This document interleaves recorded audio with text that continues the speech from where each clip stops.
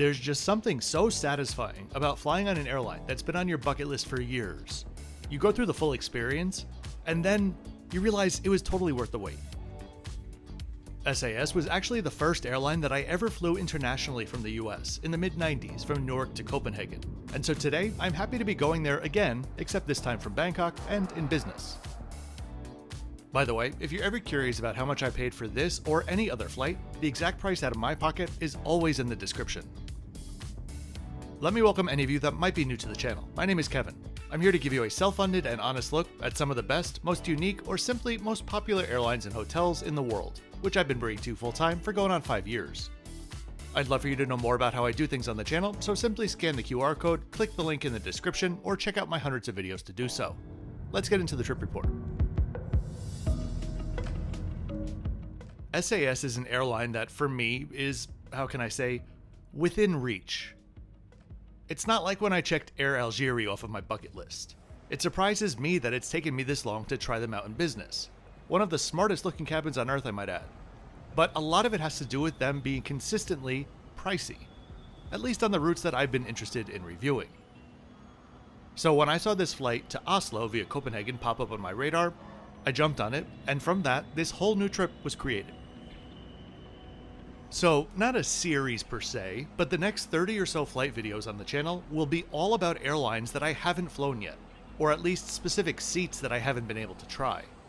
I'll crisscross the globe a couple of times as I try out 17 new airlines and products. So, let's actually get this started now.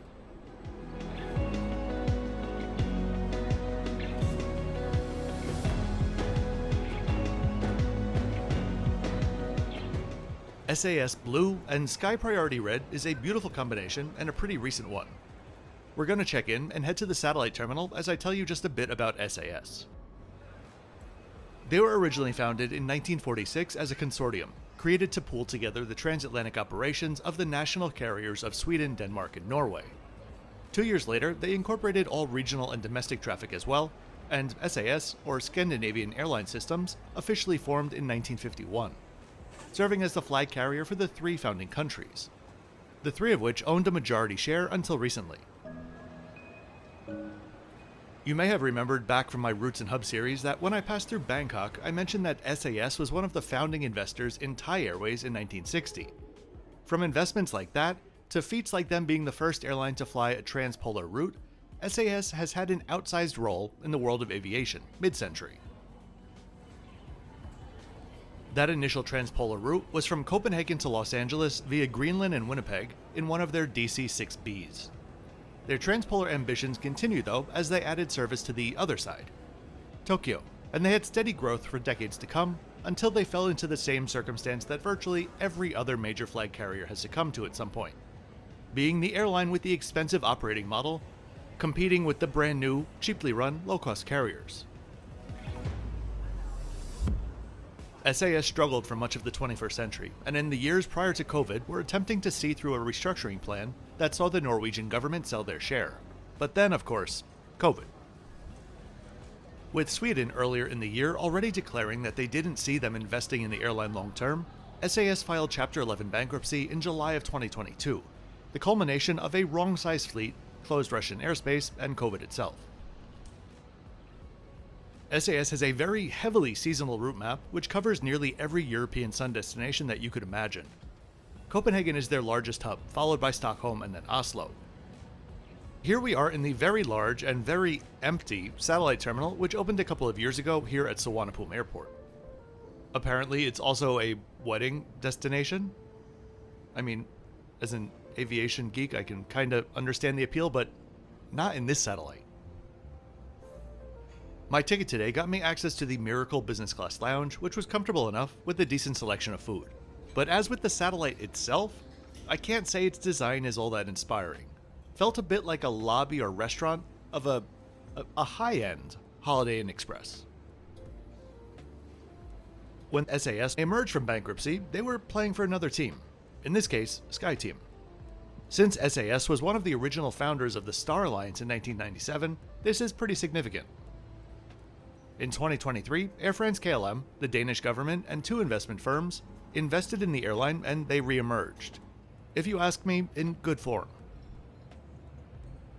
SAS is one of the European carriers that leans heavily into their traditions, styles, heritage, and products. And as subtle as some of those touches may be, I personally thought a partnership with Air France-KLM would be a fantastic platform for them to come back to life. Sort of like the opposite reaction that I had to Lufthansa buying ITA Airways, to be frank. Let's head down and get ready for an on-time boarding. I so wish that this was a daytime flight because I think SAS's A350s are simply the most beautiful commercial aircraft in existence. Full stop.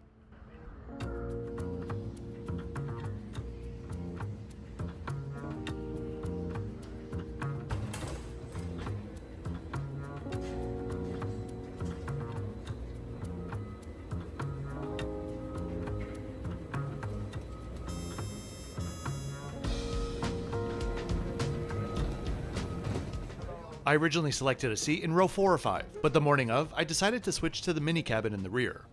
I was hesitant because I knew that this seat was missing a window, but it turned out to be lined up pretty nicely. As did the experience overall in the mini cabin.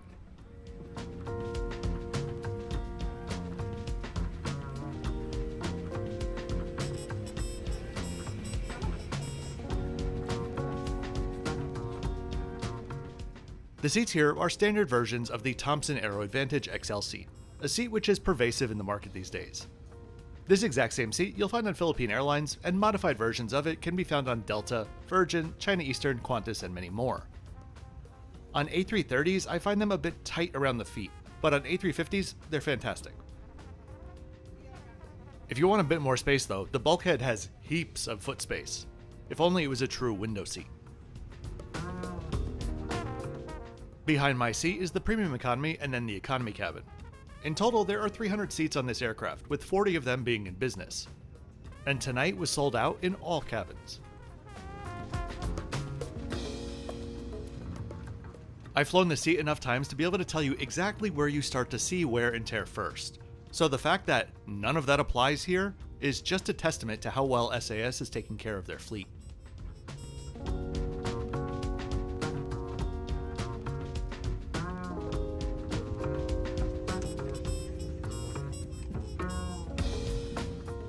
If you're enjoying the video and would like to support the channel, there are many ways that you can do so. A quick like on the video and subscribe helps videos with the algorithm. You could join my YouTube channel memberships to get early access to some videos and access to all of my community posts. Or you could check out my Patreon, where I post the most and can help you out with any travel related questions. Whatever you do, thanks for doing it.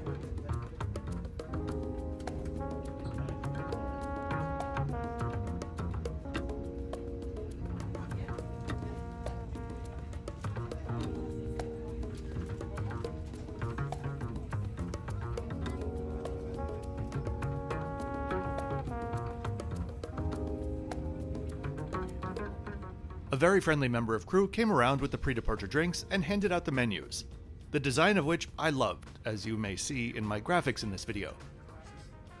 What can I say? I'm a bit of a fan of anything with a gradient.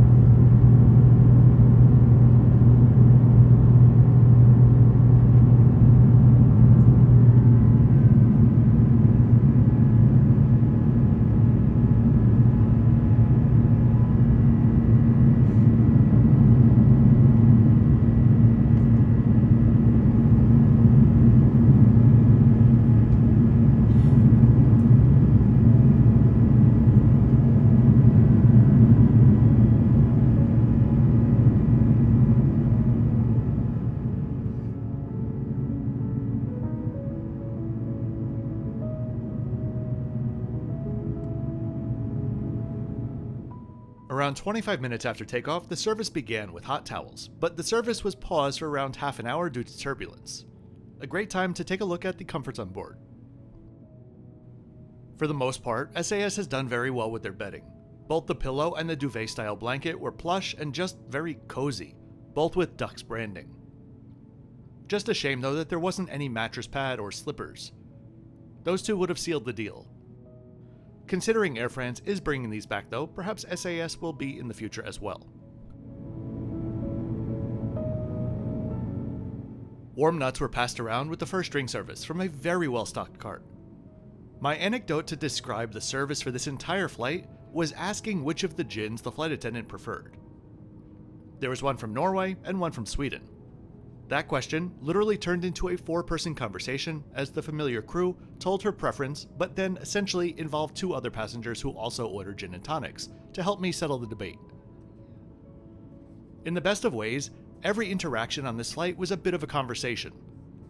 The service was not the most efficient that I've seen, but I would almost say it was planned that way. Not to mention the hospitality and the multiple drink passes more than made up for that. For the record, I tried both gins to appease both countries. Starters came out around 30 minutes later. I chose the smoked duck salad and salami with whole grain mustard mayonnaise, truffled mushroom salad, and pickled vegetables, along with a selection of bread and crisp bread on the side. The cheese course also came out at the same time. The starter was delicious. It's pretty difficult to screw up cold cuts, pickles, and crisp bread in my book. 9 out of 10.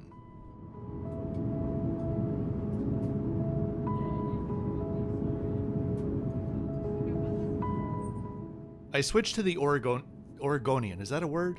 The Oregonian Pinot Noir, and the main dishes were wheeled out to be presented on a trolley.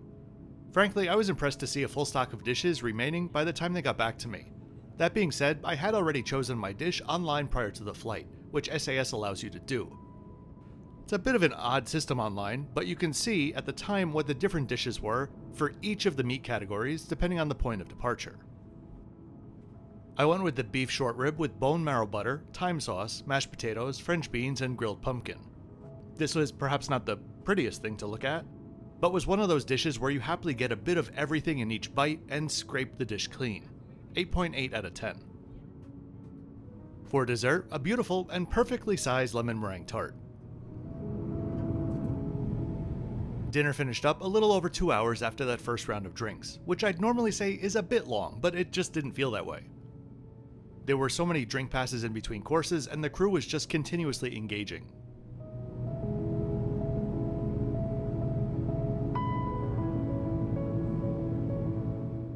Entertainment on board is on a big, beautiful, clear screen with a nice assortment of movies and TV shows, along with a previous generation moving map.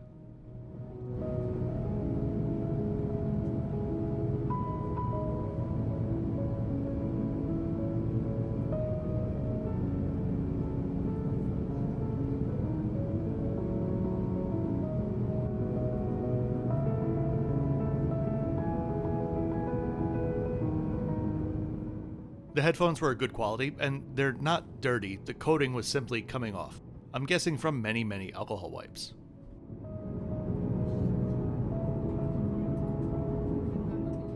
After that, it's time for a nap. Row 10 near the windows is definitely the most private seat in the cabin for sleeping. I found the seat to be plenty wide to wiggle around, and well cushioned with a decent amount of space for your feet.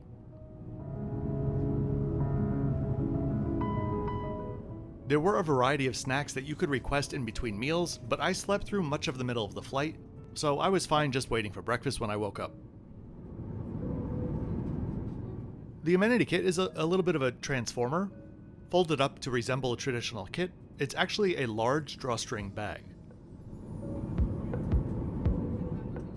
Inside there was a duck's eye mask, as well as the normal bits and Swedish stockings. I never used the socks in flight, but it was nice to see an airline give an actual pair of quality socks instead of just the standard universal ones.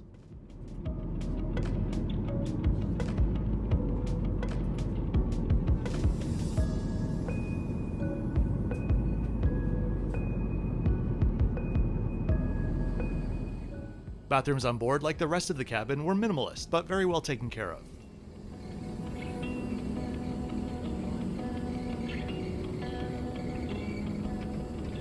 An hour and 45 minutes before landing, the breakfast service began, and again, I really liked the format of this. Things started off with a drink service. I went for a coffee and apple must, along with a tray with overnight oats with papaya and mango, which were very delicious. Then they wheeled another trolley by with all of the other choices, of which I just asked for a sampling of everything. On offer was an assortment of charcuterie and cheeses, mixed fresh vegetables, cheese and onion frittata with ratatouille and grilled bacon, and freshly squeezed tangerine juice. All of that rounded out with a croissant. I love services like this. A little bit of everything ensures that everyone is going to be happy with breakfast. 9 out of 10 overall.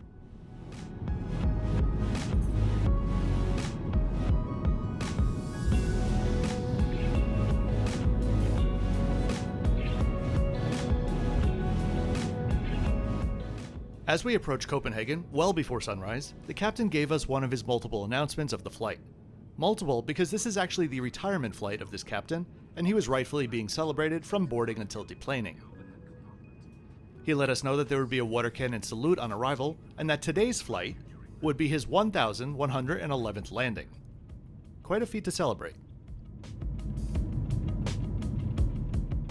Enjoy the views of Malmö and the salute coming up.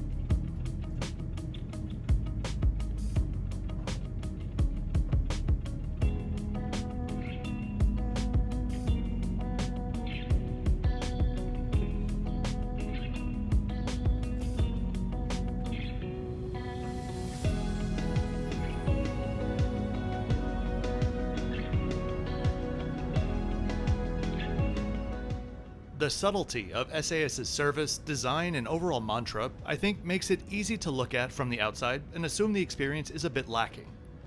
But it's just really far from the truth.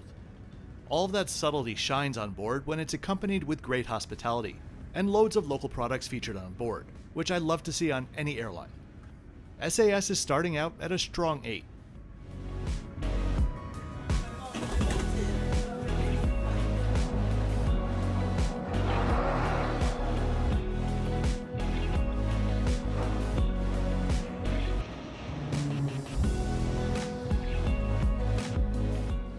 So I really do hope that you enjoyed this trip report with me today. I absolutely did. If so, please be sure to click that like button and subscribe with notifications on so you don't miss out on my weekly flight and hotel videos. I'll see you next time as SAS Plus faces off against Finnair's Euro Business Class as I make my way to Oslo and then Helsinki. Thanks as always for watching until the end.